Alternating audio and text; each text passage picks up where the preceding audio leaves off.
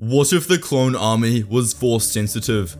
Let's begin today's story on Kamino. Yoda has just arrived to bring the clones to Geonosis, where they will enter their first battle. However, when Yoda arrives and speaks to the Kaminoans, they said that something altered during the cloning process many years ago, and it appears that the clone army is force sensitive, with their midi-chlorian count ranging from different amounts. This shocked Yoda, and he asked how this was even possible. The Kaminoans explained that the midi-chlorian count was altered in Jango Fett's DNA, leading to each of his clones having various midi-chlorian counts.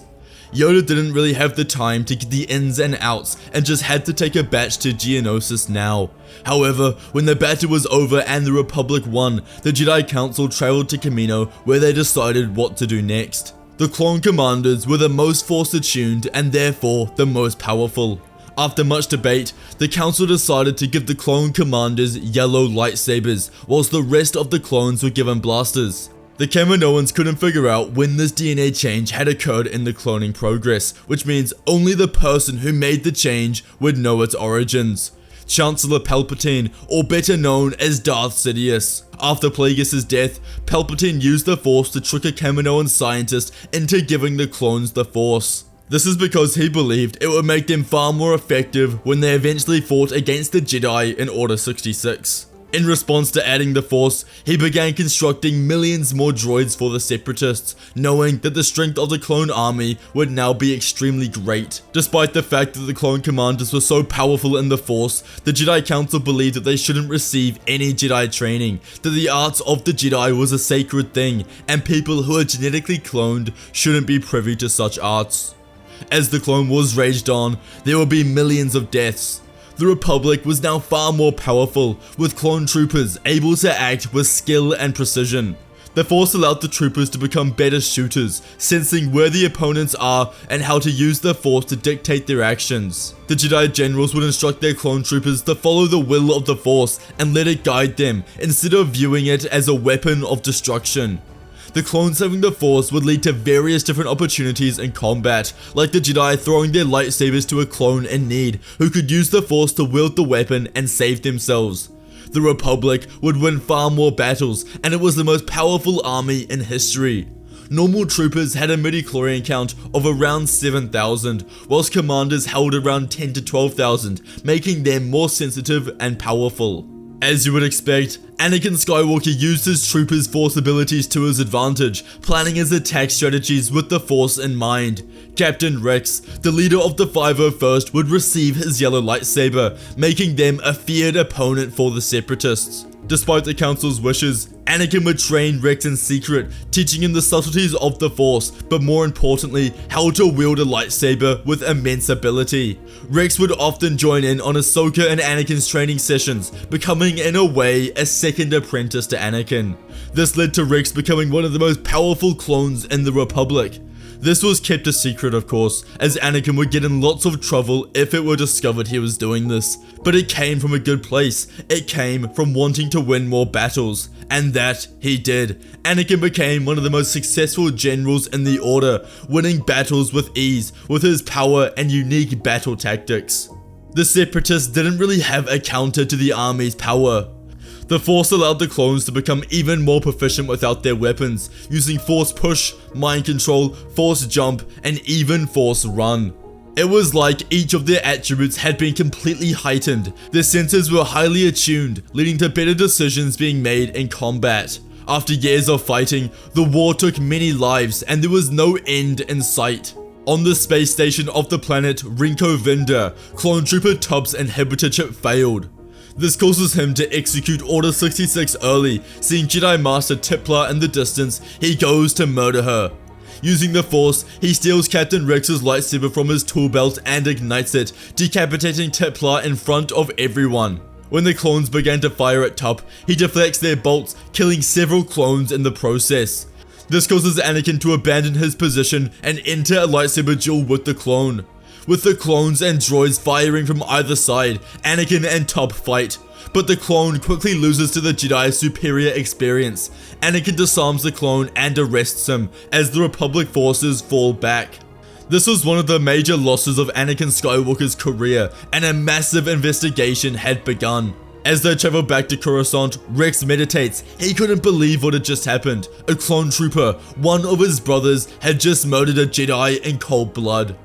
As Rex uses the Force to focus on these events, he feels a swell of the dark side. He begins to struggle and sweat drips down his head. The dark side of the Force surrounds the clones in ways he has never seen before. He feels pain, power, and death. Rex would tell Anakin about these feelings and that something about the clones is not right, and the Jedi deem it necessary to investigate further. Something had gone wrong with Tup, and it wasn't that he had a change of heart during the battle. It was biology, like he was meant to do it and didn't have a choice. Anakin and Rex would travel to Kamino. They speak to the Kaminoans and explain what happened, hoping for answers, but they were clueless, explaining that the clone trooper must have decided he didn't want to fight any longer. On Kamino, Anakin runs a brain scan on Rex. If something malfunctioned within Tup, the structure of the brain would be similar to Rex and they could compare the two scans. They find inhibitor chips planted deep within their neural processing, which confuses the two. Searching through the files, there was nothing in the records that showed what the purpose of the inhibitor chip was. In fact, when Anakin pulled up the Jedi Council's blueprint for the clones, there was no mention of an inhibitor chip whatsoever. Something was severely wrong. Rex tells Anakin he wants to remove the chip to see if he will be the same. Anakin listens and Rex undergoes a quick procedure. What they realize is that nothing has changed within Rex. He is a soldier and he fights for the Republic. The inhibitor chip has no bearing over the distinct will to fight. This realization hits them both like a ton of bricks. Something was incredibly wrong and they needed to figure this out. Anakin and Rex take this information back to the Jedi Council. The Council was as confused as Anakin. Different theories were tossed around by members of the Council. Fisto said that the chip is probably a standard in all versions of clones, but Plo believed that the chip could have different orders placed into it. Windu explained that the Kaminoans shouldn't have tampered with the blueprints of the clones, and if they are doing that, then the inhibitor chips must have another purpose. As they are discussing this, the Council receives the report of Clone Trooper Top's brain scan after his murder of the Jedi. What they found is that the inhibitor chip had failed and caused them to turn against the Jedi. This information confirmed it for the Council, and they knew that something very suspicious was happening on Kamino. The Jedi Council request a full blueprint of the clone troopers, one where information hasn't been blocked and removed. The senator from Kamino begins to speak, saying that they will contact the president and see if they can get those documents. But then Palpatine comes into the room and tells the Jedi that they have nothing to worry about. He has personally seen the blueprint they are talking about and there isn't a problem. They shouldn't waste their time on something so minor. This is not a Jedi concern. But Master Windu reminded the Chancellor that a Jedi was murdered by a clone because their inhibitor chip had malfunctioned. That makes this Jedi business. But Palpatine is adamant, explaining to the Jedi that there is nothing they can do. Sometimes things malfunction, and this was an unfortunate situation that a Jedi had to die. Palpatine was acting very suspicious. The following day, the Jedi Council contacts Senators Padme Amidala and Bail Organa, presenting the information about the inhibitor chips and how Tups failed, causing him to kill a Jedi. Padme already knew this from Anakin, but obviously she couldn't reveal that and had to act like she was learning this for the first time. The Council explained to the Senators how this was a serious threat to the Republic and Jedi. If they didn't act on it now, it could severely impact the war. They asked the Senators to spread this information to the Delegation of 2000, a group of Senators who are concerned about Chancellor Palpatine's continued usage of emergency powers.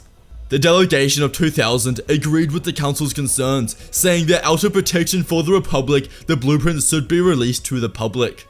They meet with Palpatine and privately ask if he can release the blueprints, something that Palpatine must stop at all costs or it will reveal the plan of Order 66, and Palpatine might be labelled as a traitor for keeping it a secret. Palpatine denies the requests, and when they try to petition this, he asks them to leave. At this point, Palpatine has control over the Senate and the courts. He was the most dangerous and powerful man in the galaxy. The leaders of 2000 relay the contents of their meeting back to the Jedi Council. Something was horribly wrong. The dark side surrounded the Chancellor's office. The Jedi Council, and more specifically Mace Windu, did not trust Palpatine and believed there was something heavily suspicious going on around him. His actions over the previous few days regarding this matter only amplified it, and Windu believed that they had to push even further to ensure that this information was released. It was almost certain at this point that the blueprints would reveal damaging and important information, and the Jedi needed to get their hands on it. The Jedi and 2000 bring it up in the Senate, where they forcefully push for a vote to be released. They do this with the Jedi present, presenting a convincing argument with evidence stating how the clones have inhibitor chips that we are unaware of their use, and when one malfunctioned, a Jedi was brutally murdered. In order to preserve the safety of the Republic, the Jedi Council want to receive a full blueprint of the clones, with the inhibitor chips included to see their purpose. But Chancellor Palpatine isn't allowing this information to be released. After this argument was beautifully presented by Padme Amidala, Mas Amedda has no choice but to call for a vote the following day. Overnight, the delegation pushes to convince as many senators as possible, holding meetings and discussing with every single star system in the Republic. This was one of their most important tasks to date. The following day, the vote would succeed, with over 70% of the Senate voting for the information to be released. Palpatine had no choice to do this, and blueprints for the clone troopers' creation are sent to the Jedi Council and every single senator. What was found was shocking. The inhibitor chips are controlled single-handedly by the Supreme Chancellor himself. The delegation meet with the Jedi, and together they go to Palpatine's office. They demand the Chancellor to remove the orders now. He was surrounded by a furious Mace Windu, whose dark side energy was permeating in the room, and several senators who couldn't believe Palpatine had kept this information to himself. Bail orders Palpatine to remove the contingency orders, otherwise they will push for a vote of no confidence. The Chancellor assures them all that he will remove it at once. This is all a big understanding. But the truth had been revealed, and Palpatine had no choice but to rush his plans tonight. He calls Dooku and Grievous as he smuggles them into Coruscant and executes Order 66, knowing that now was the time to purge the Jedi Order before he was kicked out of office. The entire clone army, with each clone being force sensitive, turned on the Jedi generals and murdered them. Palpatine believed that this would be a complete massacre, especially on Coruscant where many clone forces were stationed. But what Palpatine didn't know was that since this information was released about Order 66, Anakin and Obi-Wan ordered the 501st and 212th to remove their inhibitor chips. This meant that their entire clone forces did not turn on the Jedi. Because of this, Palpatine was forced to send the Coruscant Guard with Dooku and Grievous as they went to the temple. The Jedi Temple was the site of an enormous battlefield. The Force-sensitive clones began slaughtering the Jedi, but the 212th arrived and helped to defend the temple. They were forced to kill their own brothers, to put their lives on the line. Each time a Jedi fell, a clone trooper would pick up their lightsaber and begin to duel with it. Over the course of the war, their Force abilities had grown even stronger.